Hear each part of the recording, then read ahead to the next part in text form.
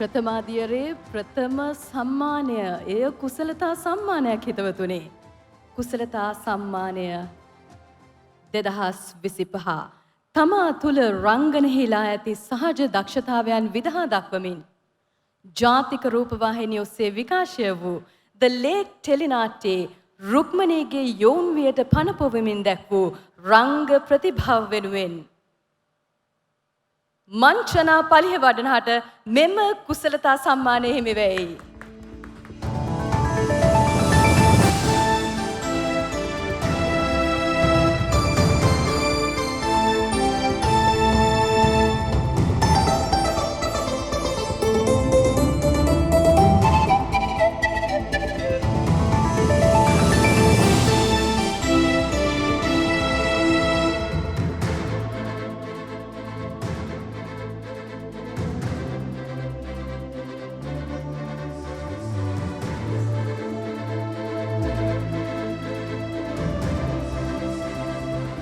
පාරමී අපි පළමු සම්මානය පළමු කුසලතා සම්මානය පිරිනැමුවා.